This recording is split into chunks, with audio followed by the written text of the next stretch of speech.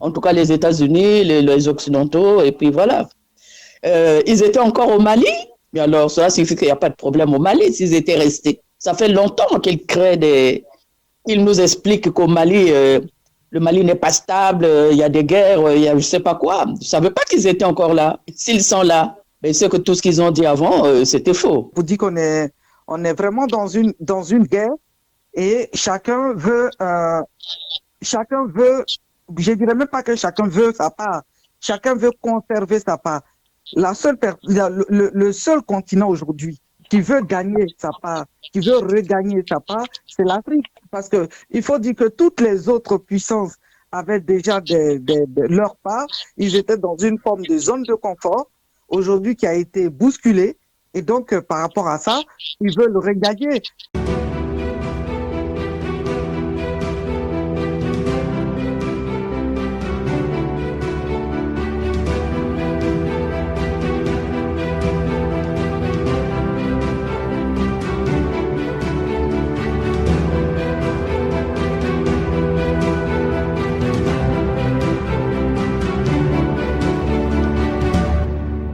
Bonsoir, chers auditeurs et chères auditrices de la Radio Bakambi. Vous nous excusez pour notre retard. Nous sommes connectés.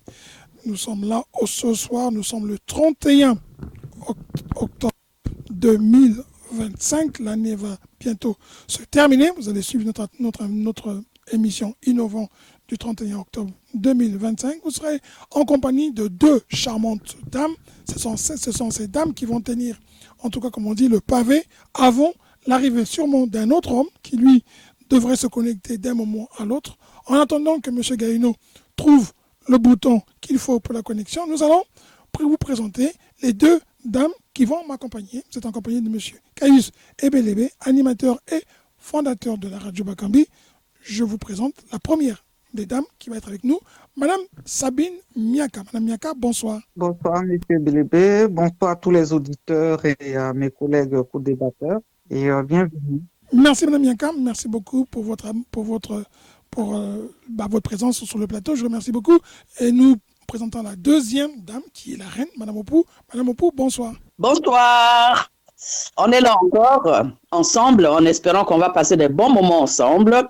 Bonsoir à tous ceux qui nous écoutent. Bonsoir Caius. Hein? Eh bien, Mme Opou, je vous remercie beaucoup. Excusez-moi, c'est la technique. Je suis en même temps sur une autre ligne avec M. Gaïno qui a du mal à se connecter. Donc j'essaie de lui expliquer ce qu'il faut faire. Et en tout cas, il va essayer. Pendant que je lui parlais, j'ai bien compris que Mme Opou était en forme, Mme Miaka aussi. On va parler actualité, qui est notre premier sujet. Nous allons parler du Mali. Je ne sais pas si vous avez vu, le Mali, il y a une nouvelle alarmante qui circule sur les réseaux sociaux. Est-ce que c'est une nouvelle, comme on dit entre guillemets, vraie? Excusez-moi un peu la répétition. Est-ce qu'elle est vraie, cette nouvelle, ou elle est tout simplement lancée par des lanceurs d'alerte qui veulent déstabiliser ou qui veulent nuire à l'image du Mali? En tout cas, il y a quelqu'un qui a lancé comme quoi les États-Unis et la Russie demandaient à leurs compatriotes de quitter le Mali. Le Mali est-il en danger ou tout simplement le Mali est victime d'une rumeur sur les réseaux sociaux? Madame Miaka, vous qui avez suivi, que pensez-vous de cette rumeur qui circule sur les réseaux sociaux? Bon, ben écoutez, moi, merci pour la question. Lorsque j'avais vu cette rumeur, c'est bien sûr sur les radios, les médias, comme on les appelle, France-Afrique. Hein. C'est vrai que je me suis interrogée, je me suis posé la question de savoir pourquoi est-ce que les Américains ont demandé à leurs ressortissants de partir. Après, sur les mêmes médias, j'ai vu aussi que il y a eu d'autres pays, notamment l'Italie, l'Allemagne et tout ça. Et la nouvelle qui m'a stupéfaite, c'est celle des ressortissants russes. Voilà. Donc, je me suis dit, qu'est-ce qui se passe? Qu'est-ce qui se passe? Parce que la Russie est quand même un partenaire privilégié avec des accords de défense qui ont été signés par le Mali, donc par la Confédération de l'AES. Donc, qu'est-ce qui se passe? Donc, dans un premier temps, bon, moi, je dirais que, d'une part, la diplomatie américaine et tout ça, je pense qu'ils font un peu dans ce qu'on appelle dans ce qu'on appelle une forme de formalité. un pays, normalement, qui a ses ressortissants dans un autre pays, quand ça se passe mal, ou quand ce pays-là connaît une guerre ou une instabilité, en tout cas, quand il y a un danger imminent, le pays d'origine a légalement l'obligation de porter à la connaissance de ses ressortissants de quitter ce territoire-là, ce pays qui est en crise. Donc, en fait, pour moi, d'une part, ils sont dans leur rôle, d'une part, ils sont dans leur fonction, ils sont protecteurs de leurs ressortissants, surtout les Américains qui sont quand même regardants sur la sécurité de leurs ressortissants. Je pense qu'ils sont dans leur rôle, ils sont dans leur mission de protéger leurs ressortissants s'ils estiment que le pays dans lequel leurs ressortissants seront des dommages collatéraux. Ça, c'est ce que je pensais. Donc, d'une part, ils sont dans leur rôle. D'autre part, j'ai envie de dire aussi que faudrait pas qu'on oublie, qu'on perde de vue que on est quand même dans une guerre médiatique. On est dans une guerre médiatique, alors que le Mali a demandé, il faut pas oublier que tout récemment, l'Amérique, les États-Unis ont demandé au gouvernement malien d'accepter d'accueillir des étrangers, des immigrés qu'ils voulaient chasser du sol américain. Le Mali a refusé d'être cette terre qui va accueillir non seulement des immigrés qui ne sont pas d'origine malienne, en tout cas le Mali a refusé de collaborer sur ce projet-là. Donc il y a ça qui constitue le froid, au-delà de ce qui était déjà là, notamment le départ des bases militaires américaines du sol malien. Donc je pense que le Mali est quand même une cible dans le sens que d'une part, elle a demandé aux bases américaines de partir pendant sa révolution progressive qu'elle est en train d'effectuer. D'autre part, les Américains qui sont aussi dans leur rôle de protéger leur population. Et pour finir, il ne faut pas oublier que le Mali est quand même pionnier de cette révolution africaine qui a commencé. C'est le Mali qui a donné l'alerte, c'est le Mali qui a donné l'assaut. Donc en cela, le Mali est quand même beaucoup plus visé. Il est beaucoup plus visé, le gouvernement malien est beaucoup plus visé parce que c'est le pionnier de la révolution africaine. Et pour finir enfin, je pense que la confédération AES qui s'est constituée, il y a le Mali qui va constituer aussi de capitale, on va dire capitale au niveau de l'AES. Pour le siège de l'AES, c'est le Mali qui va, pour ce que j'ai connu, la banque qui va naître de cette confédération, c'est au Mali que ça sera implanté. Donc, les terroristes ont quitté la guerre classique qu'on connaissait. Ils sont dans une forme de guerre économique contre le Mali.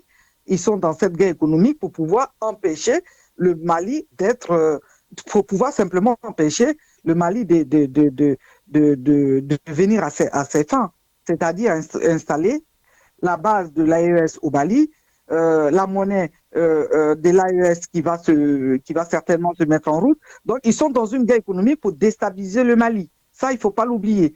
Le Mali est très ciblé parce que c'est le Mali qui est le pionnier, c'est le Mali qui sera le siège et c'est du Mali que la monnaie ECO va partir. Donc, moi, je pense qu'il y a une propagande contre cette monnaie qui veut naître. Il y a une propagande pour aussi présenter le Mali comme étant un sol instable, un pays insécure où il ne faut pas se rendre. Donc, c'est aussi pour gâcher l'image du Mali. Il ne faut pas l'oublier. Parce que, pour vous dire, moi, j'ai appelé des correspondants que j'avais au Mali. La vie continue. On parle d'une citerne d'essence qui a été brûlée par les terroristes. Mais pour autant, on ne parle pas des 1000 citernes qui sont rentrées au Mali pour approvisionner toutes les stations. On n'en parle pas. Pourtant, une seule citerne qui a été brûlée, le Mali est présenté comme, aujourd'hui, Bamako est présenté comme la capitale du Mali, qui est complètement, vraiment envahie, saisie, en tout cas en proie, comme on appelle par les terroristes. Donc, c'est une propagande, on est dans une guerre médiatique et aussi une guerre économique contre le Mali, contre la confédération de l'AES. C'est ce que je peux dire. D'accord. Donc le Mali, pour vous, il est leader, ou bien plutôt, c'est le Mali qui a initié l'AES, c'est le Mali qui porte l'AES et que l'AES avec les deux autres pays. Donc il faut d'abord déstabiliser le Mali pour pouvoir déstabiliser les autres pays. Tout à fait. C'est ça. C'est ce que je dis, moi. D'accord. Merci beaucoup. Madame Opou, le Mali, tête de pont d'une nouvelle organisation africaine qui est l'AES. Déstabiliser le Mali serait déstabiliser l'AES ou au moins déstabiliser l'un de ces trois pays, celui qui va peut-être montrer le côté le plus faible, ou plutôt, comme dit Mme Miaka, c'est celui qui montre le plus de muscles, où la présence russe était la première, ou en tout cas la plus implantée, ce qui fait que sur le net, la guerre n'est pas seulement avec des armes, mais c'est aussi une guerre de communication, et donc pouvoir faire fuiter ou faire circuler des fausses informations sur, il paraît-il, un combat ou des combats qui auraient lieu à la frontière ou dans la capitale, pour faire dire aux gens que voilà, les puissances qui sont sur le terrain sont en train d'évacuer. C'est une forme de déstabilisation. De toutes les façons, ils le font depuis longtemps. Il y avait encore leurs ressortissants au Mali. Entre-temps, moi, je croyais que tous ils étaient partis. En tout cas, les États-Unis, les Occidentaux, et puis voilà. Ils étaient encore au Mali. Mais alors, cela signifie qu'il n'y a pas de problème au Mali s'ils étaient restés. Ça fait longtemps qu'ils créent Ils nous expliquent qu'au Mali, le Mali n'est pas stable, il y a des guerres, il y a je ne sais pas quoi. Je ne savais pas qu'ils étaient encore là. S'ils sont là, mais c'est que tout ce qu'ils ont dit avant, c'était faux. Et puis, pourquoi la Russie? Qu'est-ce que le Mali a eu? Quel problème le Mali a eu avec la Russie? Alors que depuis que le Mali subit ces attaques, c'est la Russie qui soutient le Mali. Donc, il y a des informations d'abord qui sont confuses. Ça, c'est de un. Et puis, ma foi, qui veut la paix prépare la guerre. Hein? Nous, les Africains, nous sommes toujours là, passifs, parce que nous pensons que comme nous sommes des gens, je ne sais pas moi, calmes, bien élevés, on ne crée pas de problèmes. Vous croyez que les autres vont vous laisser tranquille? Vous ne les laisseront pas tranquilles. Hein? Ils chercheront toujours des voies et moyens pour déstabiliser, surtout là où ils s'imaginent, ils pensent que leurs intérêts, quelque part, sont mis en cause. Aujourd'hui, on parle du Mali, il n'y a pas que le Mali. Il faut voir au Burkina, il faut voir le Niger. Hein? En tout cas, pour le moment, c'est trois pays qu'ils ont à l'œil. Ces Occidentaux-là, toujours dans les manigances. Hein? Les États-Unis, toujours dans les manigances. C'est bon, quoi. Hein? Moi, je vois des jeunes qui sont en train qui font leur musique, qui sont en train de parler de tout ce qui se passe. Hein? La dernière fois, ce qu'on a eu, l'événement le plus grave, on va dire, à ce jour, c'est l'élimination de Kadhafi. Qu'est-ce qu'il y a encore? Maintenant, c'est quoi? Chaque année ou à chaque fois, il faut qu'ils inventent toujours quelque chose sur l'Afrique. Il faut qu'ils laissent l'Afrique tranquille, au fait. Il ne faut pas persécuter les autres comme ça. Hein? Ils vont persécuter, ils vont chercher la déstabilisation. Regardez ce qui se passe même en Syrie. Regardez, en Libye. Regardez, au Soudan. C'est quoi là? C'est quoi ce feu qu'ils mettent de partout là? Non, il faut qu'ils arrêtent. Tout ce qu'ils cherchent, c'est vraiment cette déstabilisation de ce pays qui est le Mali et des autres. On en a marre de tout ça. Il faut que ça s'arrête. C'est pas ça aussi, la guerre économique fait partie du jeu des concerts des nations et que chaque nation, comme l'a dit M. Macron, chaque nation défend ses intérêts. Et donc, on va à la chasse, et à la chasse, le chasseur le plus fort gagne le gibier. Ma foi, que chaque nation défend ses intérêts, c'est tout à fait normal. De toutes les façons, la France, comme l'a dit le général de Gaulle depuis longtemps, la France n'a pas d'amis, n'a que des intérêts. Les Occidentaux n'ont pas d'amis, c'est que des intérêts. Mais ce qu'on demande aujourd'hui, c'est de dire ces intérêts, oui, mais il faut que les autres, ceux qui ont leur matière première chez eux, gagnent aussi. Ça fait des siècles qu'ils le font. Prendre, arrêtons, quoi. À un moment donné, il faut savoir s'arrêter. Je crois que ce que les gens demandent, c'est tout simplement discutons, faisons de gagnant-gagnant, comme on le dit. Les matières premières sont chez nous, les matières premières qui sont chez vous, nous n'allons pas les chercher. Vous venez chercher chez nous. Très bien, on tombe d'accord, on met en place un marché, c'est l'économie. Ce sont eux qui ont mis en place cette économie.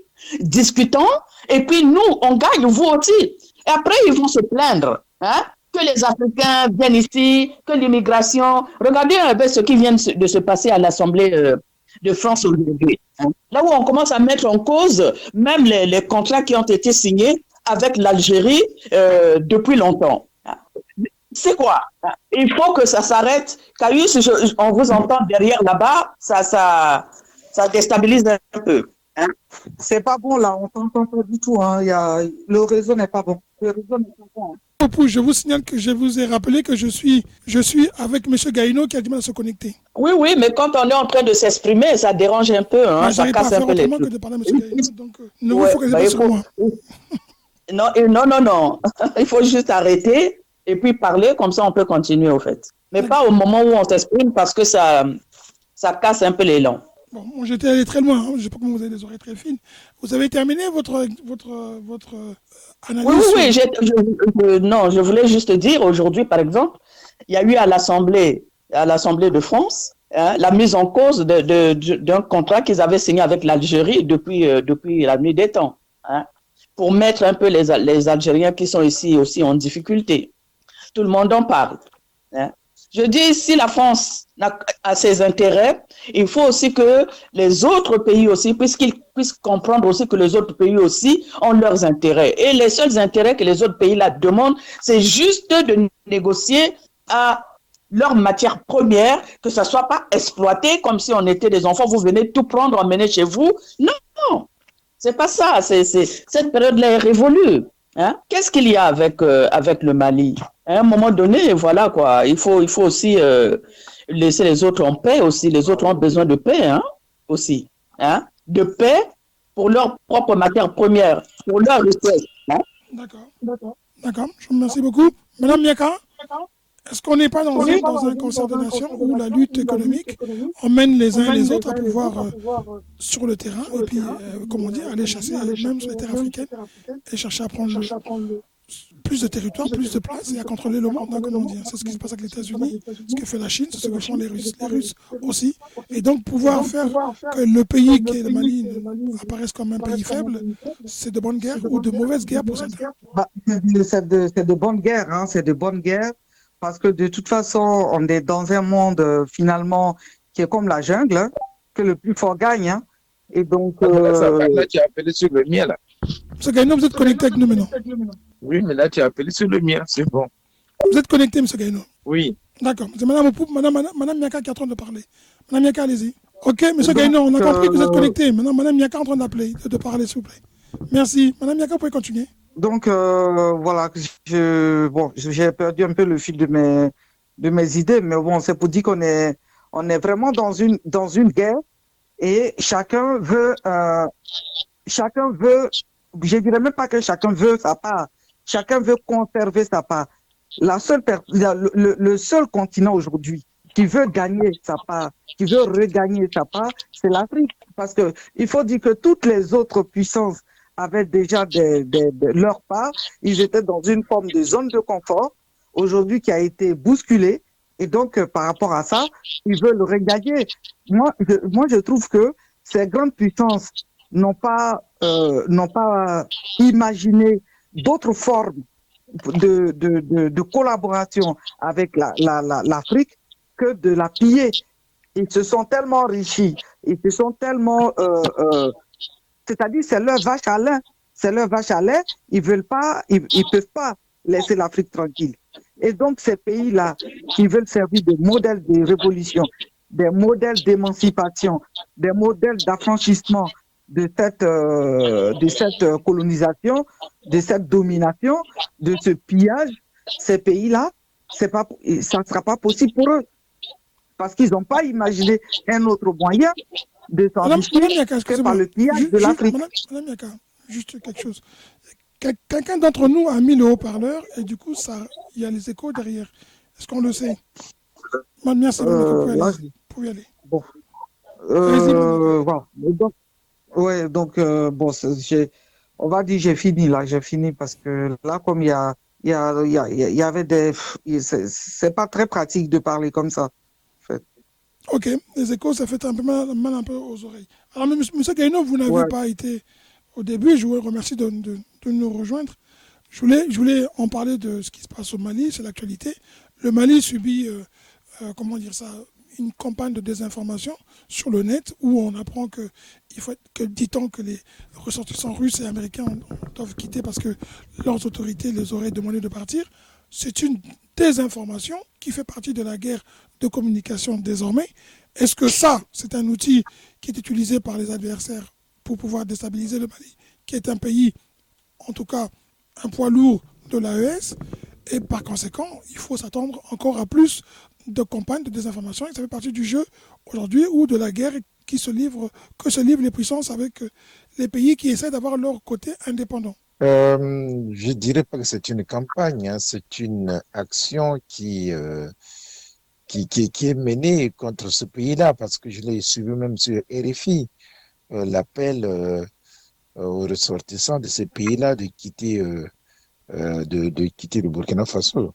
Donc, il faut savoir que lorsque vous prenez le pouvoir en Afrique et que vous apparaissez comme panafricaniste, ou bien vous diffusez des idées qui vont à l'encontre des intérêts occidentaux, tout de suite vous êtes critiqué, vous êtes vu comme quelqu'un d'indésirable. Et aujourd'hui, on sait que ceux qui ont pris le pouvoir dans ces pays-là par des coups de force, mais qui ne se soumettent pas, si vous voulez, au diktat des pays occidentaux, bah, ils sont calomniés, ils sont traités du tout.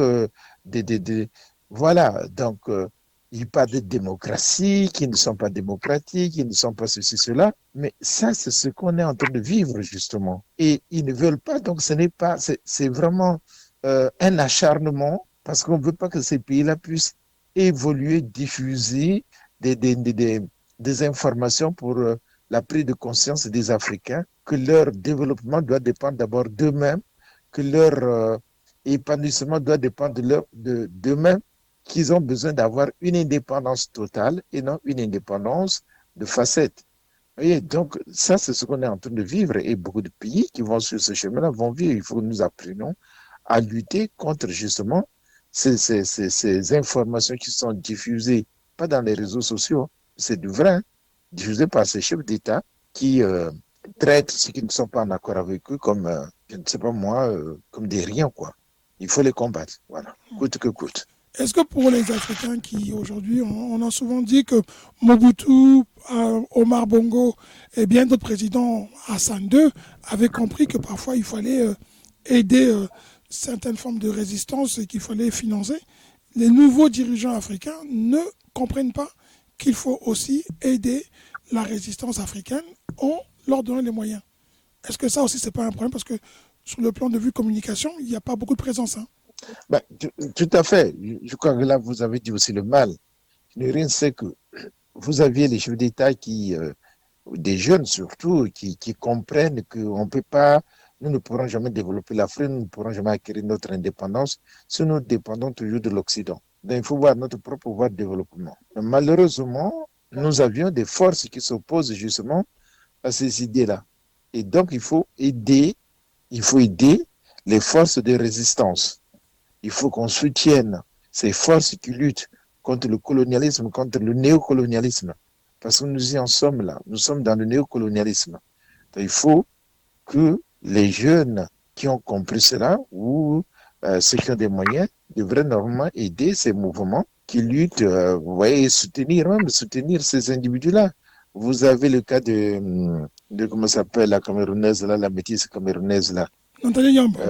Voilà, Nathalie Yamb. Bon, vous avez des cas comme ça, je crois que c'est des personnages qu'il faut absolument soutenir. Il faut les soutenir, mais officiellement et non en cachette.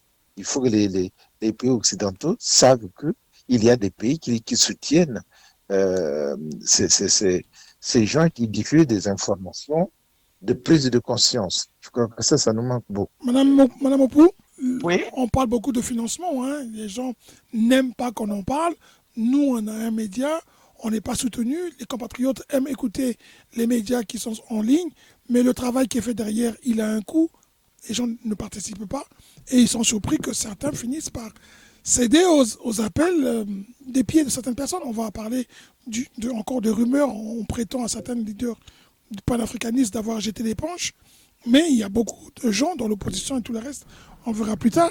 Votre famille n'a point d'oreille. Est-ce que les gens qui nous écoutent ou ceux qui souhaitent les changements dans nos pays comprennent que parler c'est bien, mais parfois aider ces structures à se maintenir et à diffuser, c'est très important. En France, on a un rapport qui dit que l'État français, ont rien qu'en subvention des grands médias, a dépensé près de 2 milliards. Et parmi les plus grands, il y a Bernard Arnault, riche, qui détient lui aussi des médias, a reçu de l'État 14 millions. Voilà pour Bouygues, voilà pour Bolloré, qui sont dans les médias. Est-ce que c'est un problème de parler toujours aux Africains, de répéter qu'une lutte ne peut pas rester que théorique, elle a aussi besoin de financement? Nous, les Africains, nous avons un problème. Notre problème, c'est que nous sommes habitués, chez nous, à voir les médias qui, comment on appelle ça déjà, qui sont là pour parler tout simplement de la politique interne. Quand il y a d'autres qui s'installent, c'est comme si c'était des opposants, parce que ceux-là n'ont pas seulement le même langage, mais ceux-là essaient un peu de distribuer les informations qu'ils reçoivent au niveau international pour une meilleure compréhension. Qui va soutenir ces médias? Qui va les soutenir? Et d'ailleurs, pourquoi ils soutiendraient?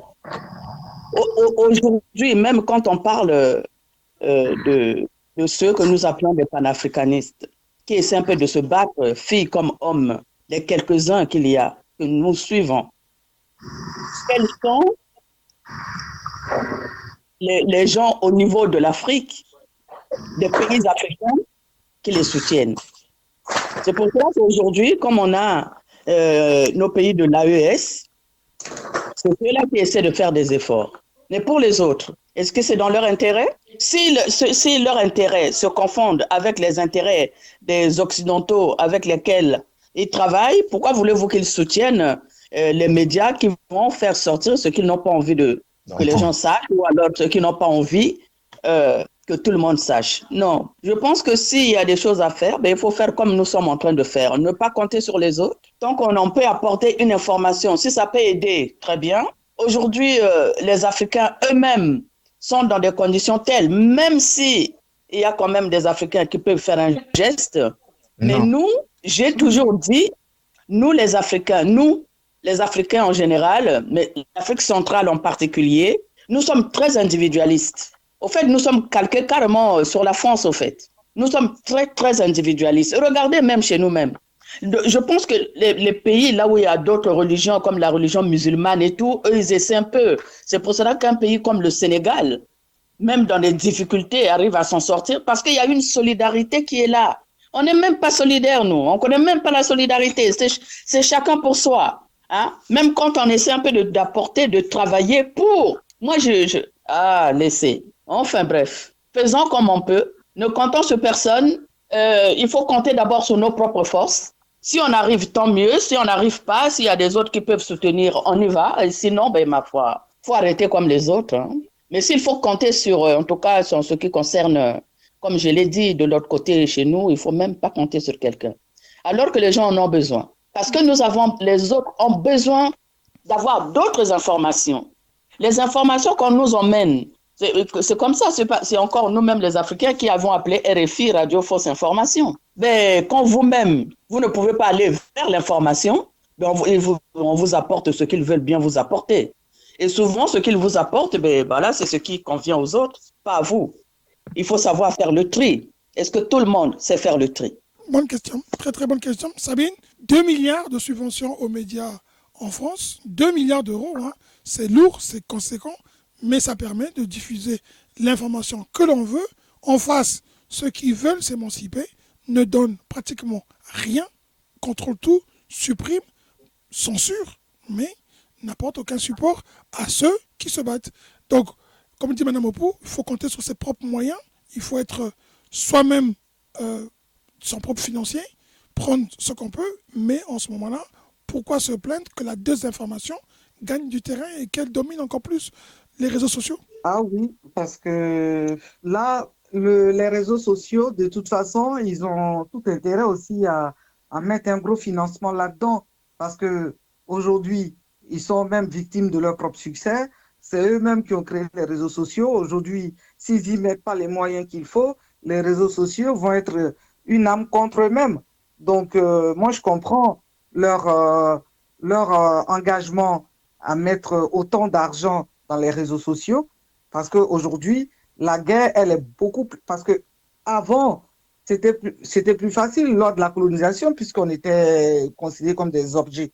Mais aujourd'hui, tout le monde veut garder ses richesses pour soi, tout le monde veut évoluer, tout le monde veut être une grande puissance. Et bien, dans ce cas-là, même les plus faibles, qu'on ne pensait pas qu'ils allaient pouvoir réclamer quoi que ce soit, ils réclament des dus. Donc, comme on n'est plus au temps colonial, pour leur dire, allez, taisez-vous pour les enchaîner, il faut les réseaux sociaux pour pouvoir continuer à les informer, pour continuer à nous épier, parce que il faut savoir aussi que nous, on n'est pas des créateurs, c'est pas nous qui avons inventé les réseaux sociaux. Nous, on ne détient rien de ces réseaux sociaux. C'est eux qui ont tout le contrôle. Donc, je comprends qu'ils y mettent les moyens, mais nous aussi, de notre côté, on a des hommes et des femmes capables de réfléchir et de contourner, de créer. Et donc, c'est un beau challenge qui est aussi donné à l'Afrique pour pouvoir s'y mettre, pour dire que tu veux ta liberté, tu veux garder tes richesses pour toi-même, mais il faudrait réfléchir à savoir comment tu les fais. Parce que ceux qui ont créé les réseaux sociaux aujourd'hui, ils mettent les moyens pour pas que, pour que tout ce que vous faites pour pouvoir vous affranchir de la soumission, de la domination, pour qu'ils soient informés pour continuer à vous dominer. Donc, c'est aussi un challenge qui est lancé à l'Afrique qui est restée quand même en marge, qui reste en marge de toutes les grandes décisions mondiales et internationales. Donc, oui, je comprends. Hein. C'est tout ce que je peux dire. Hein. Oui, d'accord. Merci beaucoup. En tout cas, comme on dit, hein, celui qui veut, comment dire, aller loin mène sa monture. Hein, et celui qui veut aujourd'hui pouvoir faire passer ses messages doit aussi pouvoir s'appuyer sur des supports de communication qui font que la communication est une puissance. Si on a compris ça, eh ben, on regarde différemment. Et si on laisse les autres faire, qu'on ne se plaigne pas parce qu'eux, ils mettent les moyens dans tous les domaines qui vont faire passer leur message. Monsieur, je voudrais ajouter un mot là-dessus, s'il vous plaît. Il faut savoir que dans nos pays africains, j'entends, la plupart des radios d'État ne font que l'apologie des chefs d'État. Même ici en Europe, il faut savoir que si vous voulez vraiment l'information vérifiable ou l'information réelle, il faut aller vers les médias privés et non sur les chaînes publiques. Donc, les chaînes publiques qui relèvent à peu près la politique de ces États-là ne peuvent pas favoriser l'émergence des radios, des télévisions privées. Donc, financer ces radios, ces télévisions privées, c'est encourager la diffusion des idées souvent qui vont à l'encontre de leur politique. Mais là, on parle de l'AES, par exemple, monsieur Gaïno. On parle des dirigeants de l'AES, on parle des dirigeants qui ont compris qu'on se bat. Ceux qui se définissent comme les panafricains, en dehors des dirigeants, il y a la population qui est là. Vous savez, il suffit de donner 1 euro, par exemple. Vous avez 60 000 Congolais qui habitent la France, il paraît-il. 1 million, 1 euro, c'est 60 000 francs qui est tout de suite pris. Hein. Si ceux qui écoutent et qui aiment bien écouter, que ce soit nous, que ce soit les autres chaînes, on leur demande de donner 1 franc et qu'ils ne donnent pas 1 franc et qu'ils ne soient pas surpris qu'il y en a qui vont finir par céder aux sirènes des autres. Ce n'est pas seulement les autorités, mais la population. Oui, mais la population, elle doit être sensibilisée justement. La population doit être informée. N'oubliez pas quand même que quand vous prenez nos pays, on peut me dire que peut-être les 3/4 ou les 2/4 des habitants sont analphabètes. L'histoire n'est pas enseignée aussi dans nos pays, l'histoire africaine, l'histoire de la colonisation. Regardez aujourd'hui les députés français qui ont adopté une proposition de dénoncer l'accord franco-algérien. Aujourd'hui, vous entendez comment ça fait du bruit ici, mais est-ce que vous allez voir que nous avions les mêmes accords que la France a eu à signer avec nos États, mais qui ne sont pas des accords favorables au développement de nos pays? Si tu commences à parler de la dénonciation de ces accords-là, tu vas voir que tu vas attirer les foudres sur ta tête. Parce que les gens ne comprennent pas que pour dénoncer quelque chose, il faut d'abord savoir le pourquoi, le mal de ce que tu dénonces. Nous avions ces accords-là qu'on n'a jamais dénoncés, des accords qui ont été signés depuis 1900, 1800 même. Tu vois? Donc, la sensibilisation, comme aujourd'hui on voit les jeunes comme mais les jeunes présidents qui prennent le pouvoir dans les pays qui dénoncent certains accords, qui dénoncent les méfaits. On voudrait toujours les étouffer, on voudrait même leur fermer la bouche pour qu'ils ne parlent pas en des écartants du pouvoir. Ils font tout. Ils ne laissent pas évoluer. Regardez ce qui se passe au Mali, les véhicules de transport d'essence qui sont brûlés, ces djihad qui ont toujours les moyens pour aller attaquer l'armée. Vous voyez, où est-ce qu'ils trouvent ces moyens-là? Chez nous, là-bas, il n'y a pas des usines de fabrication d'armes. Où est-ce qu'ils trouvent ces armes-là? Parfois même plus sophistiquées que les armes que détiennent l'armée régulière. Donc, ça veut dire qu'il y a des forces qui viennent financer, qui viennent jeter ces armes-là. Et comme nous-mêmes, nous n'avons pas le contrôle de nos cieux, donc on peut venir larguer n'importe quoi. Dans notre espace, on ne verra pas. Vous voyez, donc ils ont peur. N'oubliez pas que les médias, c'est une force, c'est une puissance. Alors, ceux qui sont peut-être en Afrique, on dit qu'ils sont analphabètes, ce qui aujourd'hui, dans beaucoup de pays, n'est plus tellement vrai, mais ceux qui sont à l'étranger comprennent qu'il faut parfois participer, donner les moyens, aider les autres. Chacun de ceux qui ont des médias travaille le matin, le soir, ils essaient de se unir de leur famille, mais quand il s'agit de prendre un abonnement pour pouvoir tenir ne fût-ce que Internet, il est quand même nécessaire que ceux qui consomment ce que les médias produisent comprennent qu'on peut participer. C'est quand même un peu ça qu'on reproche aussi à certains pays africains ou aux Africains. Vous savez qu'aujourd'hui, par exemple, il y a une consoeur qui, je ne vais pas la citer, mais qui m'expliquait qu'elle a préféré partir du côté de l'Afrique de l'Ouest parce que les Ouest africains sont capables de comprendre qu'il faut donner des moyens à ceux qui nous aident à faire passer nos messages. Par rapport aux gens d'Afrique centrale, hein, il y a bien une différence. Oui, tout à fait.